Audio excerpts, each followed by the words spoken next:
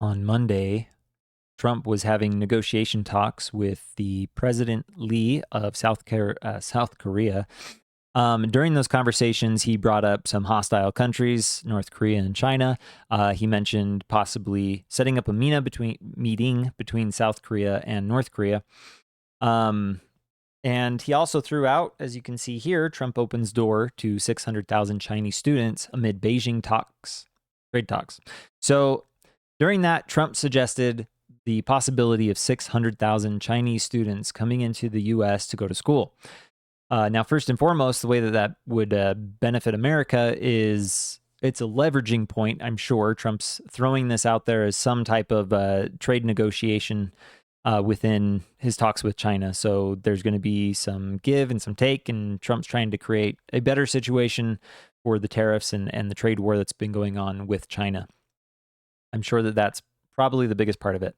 But my concern is this 600,000 is a doubling plus some of the Chinese students that have been in America before. And I don't know Trump's thoughts. It's very possible that this isn't a thing. Trump's known for throwing out ideas when he's going into negotiations like this, and it doesn't mean that this is going to become the policy, but it is a little concerning to me, especially the way he said it. Let's scroll down here. So, speaking at the White House Monday, the president's announcement signals a potential thaw in U.S. China relations after escalating tariffs and restrictions on Chinese students. I hear so many stories that we're not going to allow their students, Trump told reporters. We're going to allow their students to come in. It is very important. 600,000 students. It's very important. But we're going to get along with China. So he effectively thinks that it is extremely important that we allow them in. I think this is because Xi probably asked for this update. He probably wanted this during their trade negotiations. So Trump's probably putting it on the table as like, yeah, maybe we're going to do this. I think it's too many. China's already sent in too many individuals that have stolen information. Even just yesterday, the day after Trump announces this, we get reports. U.S. says, or nope, this one right here. Chinese doctor accused of stealing confidential U.S. funded cancer research. The very next day, oh gosh, go away. A Chinese doctor was busted at a Texas airport for allegedly attempting to smuggle U.S. funded cancer research back to his home country. He could face federal charges for the brazen theft. Yunhai Lee, 35, was nabbed at George Bush Intercontinental Airport in Houston on July 9th after Border Patrol discovered the sensitive confidential medical records on his laptop during an inspection ahead of his flight to China, the Harris County District Attorney's Office announced Monday. So, a Chinese individual has stolen information. Again, there are multiple stories. I just find it funny that the very next day, a Chinese nationalist was stealing American information and trying to get it back to China. Of course, also the day after, MAGA is raging, apparently, according to Axios. I don't know if rage is the right word. I'm definitely upset by it. I don't like hearing it, and we'll kind of get into why after this. But MAGA is outraged over President Trump's announcement that he'll allow 600,000 Chinese students to attend U.S. universities, which touches on several of the movement's most potent third rails. Why this matters. Trump's base is perpetually weary of Beijing's influence in the U.S., obsessed with protecting American jobs from foreigners, and hostile towards what it sees as woke ideology in higher education. Now, there definitely is woke ideology in higher education. That's definitely a concern. I don't know what this has to do with Chinese nationals coming into America to go to school, but I definitely understand how it affects the job. The job market for Americans is being harmed. I think I did a video on this earlier where effectively, or at least I talked about it somewhere, the H-1B visas and just how many visas with Americans there are for non-Americans, there are people coming into the country and taking jobs. More specifically, Amazon and Amazon was the biggest one, but Microsoft, a few of these, Facebook, a few of these big tech companies have fired a bunch of American developers. We're talking they had tens of thousands of layoffs. I don't know how many of them were specifically developers, but developers were affected in large numbers. And then the next year, they, through the H-1B visa program, hired out-of-state developers. which I'm sure lowered the price. So effectively what they're doing is there probably is a little bit of a bubble with developers because America did not have enough developers. I think this was their way of trying to course correct that. They're like, we're going to fire all these senior developers that are getting paid way too much, and we're going to bring in a lower income. H-1B visas do require that you establish, or the government tries to establish, a average number for what the position should cost. So effectively what they did is, I'm sure that they fired a lot of higher ranking developers, higher mid-level, I should say. I doubt they're getting rid of their top talent, but they probably got rid of a lot of these individuals who were making really good money. They removed them through the H-1B program. They brought in a bunch of other developers from foreign countries to replace these workers. Amazon replaced thousands of developers in America just last year. So MAGA is upset. We're very upset. Here's another reason we're upset. The U.S. says it will start revoking visas for Chinese students. So just a few months ago, in May, Marco Rubio came out and said there are currently 277,000 Chinese students at U.S. colleges in 2024. That's a lot of Chinese students, and we want to double it. MAGA's like, no, let's get these people out. Personally, immigration-wise, I'm all for it. We need to get everybody out of this country. We need a moratorium right now so we can establish who we are as a country, reestablish, deal with the problems that we're having. There's some other reasons. I'll get into them a little bit later. So U.S. Secretary of State Marco Rubio announced on Wednesday, the United States, and again, this is back in May, the United States will start aggressively revoking visas of Chinese students, including those with connections to the Chinese Communist Party, which in my opinion is everyone. Like if you're being sent here, I'm sure there's a small percentage who are jumping at the opportunity to come to America and want to stay here and become citizens. There's going to be a few of those, and they're like, yay, I don't have to live in communist China. But a lot of these individuals do like China. That's why we have so many stories of them stealing our information and sending it back to the Communist Party. They're also removing it for those studying in critical fields.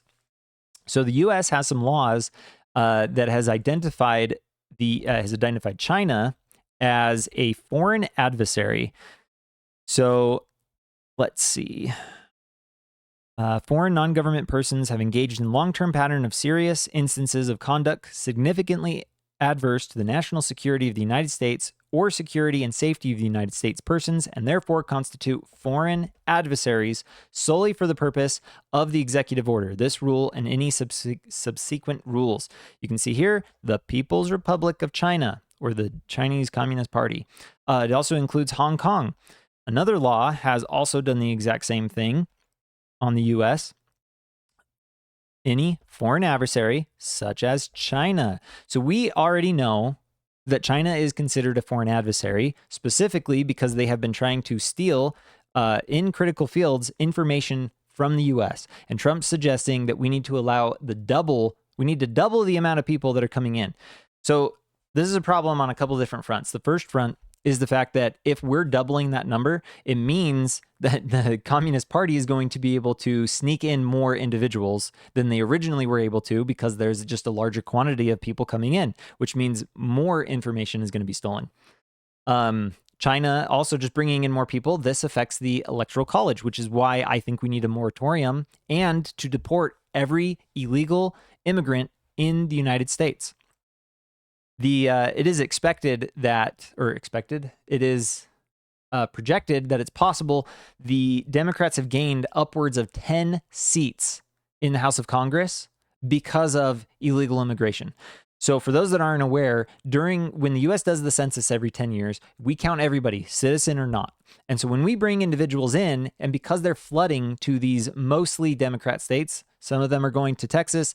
Texas is kind of purple, but they're leaning more red, especially because they tend to vote red. But, there's a lot of blue in there. Because of this, there are extra seats that have been granted to these states because of illegal immigration. If they were to be removed, other states would receive, mostly in the Midwest, would receive some extra seats. And it is very possible and probable that you would see a 5 to 10 seat advantage for Republicans. So this country is far more Republican than everyone would like to say that it is, or at least the MAGA type belief system, populism. America, I even think left and right actually agree. I feel like the numbers are probably 70, maybe upwards of 80, but probably around 70% of Americans do actually agree on most of the fundamentals of what makes America America. And then there's some weird wacko radicals on both sides, left and right, that are pushing and doing what they can to get their message out. And they're the loudest. They're the ones that are more found on X, because most Americans just aren't found on X. You're not going to have a lot of normies on X. And so I think that X does represent the actual views of the two sides. But okay, this is kind of confusing, but effectively, I think that X is getting it right. I think there are conspiracy theories on both sides that some of them actually do happen to be true. And I think people on X actually know what those are. And they're trying to wake up the normies to what is going on. But the normies aren't on X. And so X doesn't represent reality, but it does represent reality in the sense that there are two governing bodies that are at war with each other right now, and they're fighting. And the normies, I don't think, recognize how big that war actually is. So that's how I kind of view X. Hopefully that was understandable. But this is what's going on is Democrats are vying for these illegal immigrants because it gives them extra counts in the House of Representatives. Otherwise, it would go towards favoring Republicans. Again, 5 to 10 seats possible that they would gain from removing and deporting all the immigrants, all the illegal immigrants. Again, I don't necessarily mind for the legal immigrants. It sounds like there's probably about 10 million of them. We found out that there are 55 million visa holders around the world that can come to the U.S., and my understanding is about 10 million. I'm still trying to dig into that number, but about 10 million are probably in the U.S. already. They're taking jobs, they're taking houses. The illegal people coming in are taking the jobs and everything. And if we're going to allow even more Chinese individuals in, it's going to boost colleges that probably would die without these Chinese students. And to be honest, they probably should. I'm fed up and tired with the American government saving businesses and corporations that should have failed. If it's their time to fail, then they should fail. Another reason I'm upset about this, again, just from an immigration standpoint, is this is going to change this does have an effect on the culture of America. And that's why I want the moratorium. America needs to figure out what it stands for and needs to stop listening to outside sources. And we need to start having dialogue between each other, between the two different factions currently in America. I find it so funny that the left will attempt to make fun of the right and be like, oh, you're a virgin. And the right's like, yeah, that's part of my belief system. I'm going to be a virgin until I get married. So that's important to me. And then the right will make fun of the left and be like, oh, your wife sleeps with other dudes. And then they'll be like, yeah, we're in an open relationship or we're polyandrous. Like, we're throwing insults at each other now that are not insults to the other party. That's how bifurcated that it has become on X and with these individuals. So I don't know. I see this story, or not that one, this one with the Chinese individual who has just yesterday stole information about cancer research to benefit China. Then there's this one, 23andMe bankruptcy sale may need a national security review. So there have been some Chinese companies who wanted to buy 23andMe, which, for those who don't know, 23andMe is a company that takes your DNA to help you understand your ancestry better. And a lot of Americans flock to this and were like, yeah, I'll give you my DNA. I'll give you some of the most important information about my physical structure of who I am as a human being. I'll just give that to you. No big deal, because I just want to know where I came from. I think that information's awesome. But before you give this up, I think there needs to be some serious laws. This is beyond a privacy issue. And like it says, it could be a national security issue. COVID was built in a lab. How far that the COVID-19 virus actually affected us was in a lab, I don't actually know. I haven't done too much study. I'm pretty sure, though, it came from the lab, but how much of it was biologically built by us is what I'm really arguing. But it did come from a lab. They are doing gain-of-function research. They are doing research into our DNA. All countries are doing it, and I think it is a horrible idea to allow an foreign adversary of the United States, which includes Russia, Iran, North Korea, and a few individuals apparently, if they should never be able to get access to our DNA. On top of that, I don't think any ally of ours should get access to our DNA. There is so much you could do with DNA and with gain of function research and just all these other things that they're doing with bioweaponry. It's obviously happening. They try to do it in secret just because, we want to look like we're good to everybody. But in reality, these things are happening. So 23andMe went bankrupt. They are a ancestry type company. They have, I think the number is 15 million. Yeah, 15 million consumers. And they're trying to find a buyer for the business because they had to file bankruptcy last month. Now, by last month, I think this was, back in April. So there have been some laws that have been spurred by the US government to actually make sure that we don't sell this information to China. It's already on a foreign adversary list, so we kind of can't. But I know that China was thinking about buying this company, or at least was attempting to, trying to do it through its own means by buying the corporation from an American entity that is owned by China. Like, they have their ways that they try to get around this. And the fact that we see China as an adversary, I think we need to take that seriously. I don't like the 600,000. It's very upsetting to me. Here's another example of China. They've been collecting genetic data from prenatal. So they're going to pregnant women, they're doing tests, and they're using that to help, probably in a good way. They're identifying whether or not they have autism or other type of just different issues that you can have or see from having children. Again, they're going to pose it as we're doing good with this. And that's kind of what I meant earlier by doing good, is it's under the guise of looking good, but in reality, this isn't good. This is just bad. The more we allow these government agencies to take our personal data, especially the DNA makeup of your body, the more we give access to these individuals, the more harm that they're going to be able to do. And I think that they will do. So Trump, please explain why this is a good thing. I don't understand why it's a good thing.